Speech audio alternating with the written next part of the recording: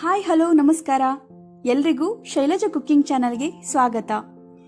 ಇವತ್ತು ಈ ವಿಡಿಯೋದಲ್ಲಿ ನಾನು ತರಕಾರಿ ಪಲಾವ್ನ ಹೇಗೆ ಮಾಡೋದು ಅಂತ ತೋರಿಸ್ಕೊಡ್ತೀನಿ. ಬನ್ನಿ ಹಾಗಾದರೆ ಹೆಲ್ದಿ ಆಗಿರೋ ತರಕಾರಿ ಪಲಾವ್ನ ಹೇಗೆ ಮಾಡೋದು ಅಂತ ನೋಡೋಣ. ಒಂದು ಕುಕ್ಕರ್ನ ಬಿಸಿಗಿಟ್ಕೊಳ್ಳಿ. ಬಿಸಿಯಾದ ನಂತರ 3 ಟೇಬಲ್ ಸ್ಪೂನ್ ಅಷ್ಟು ಆಯಿಲ್ನ ಆ್ಯಡ್ ಮಾಡ್ಕೊಳ್ಳಿ. ನಂತರ ಸಾಸಿವೆ, ಕರಿಬೇವು, ಚಕ್ಕೆ 2 ಪೀಸ್, ಲವಂಗ, ಮೆಣಸು, ಕಸೂರಿ ಮೇಥಿ ಸ್ವಲ್ಪ, ಪಲಾವ್ ಎಲೆ ಫುಲ್ ಮಿಕ್ಸ್ ಮಾಡಿ, ಈರುಳ್ಳಿ 2, ಉಪ್ಪು 2 ಟೇಬಲ್ ಸ್ಪೂನ್, ಅರಿಶಿಣ, ಟೊಮೊಟೊ 3,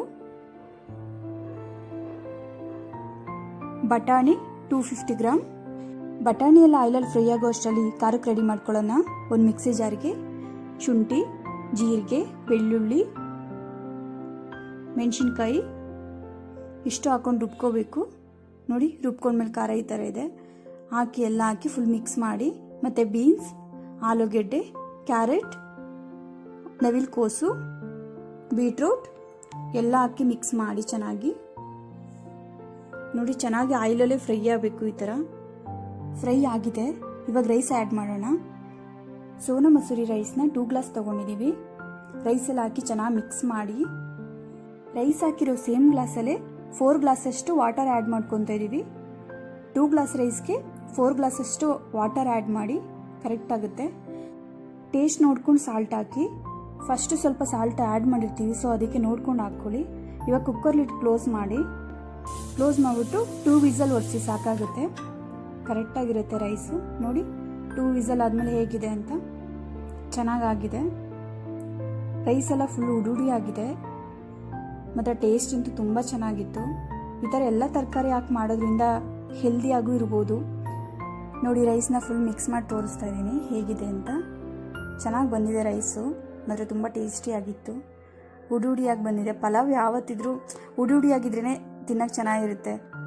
ತುಂಬ ಮೆತ್ತಗೆಲ್ಲ ಇದ್ದರೆ ಅಷ್ಟು ಚೆನ್ನಾಗಿರಲ್ಲ, ಟೇಸ್ಟು ಇರಲ್ಲ. ನೋಡಿದ್ರಲ್ಲ, ರುಚಿಯಾಗಿರೋ ಟೇಸ್ಟಿಯಾಗಿರೋ ಹೆಲ್ದಿಯಾದ ತರಕಾರಿ ಪಲಾವ್ನ ಹೇಗೆ ಮಾಡೋದು ಅಂತ. ಈ ವಿಡಿಯೋ ನಿಮಗೆ ಇಷ್ಟ ಆಗಿದ್ರೆ ಕಮೆಂಟ್ ಮಾಡಿ ಹೇಳಿ ಹೇಗಿದೆ ಅಂತ. ಮತ್ತು ನೀವು ಮನೇಲಿ ಯಾವ ರೀತಿ ತರಕಾರಿ ಪಲಾವ್ ಮಾಡ್ತೀರಾ ಅಂತಲೂ ಕಮೆಂಟ್ ಮಾಡಿ.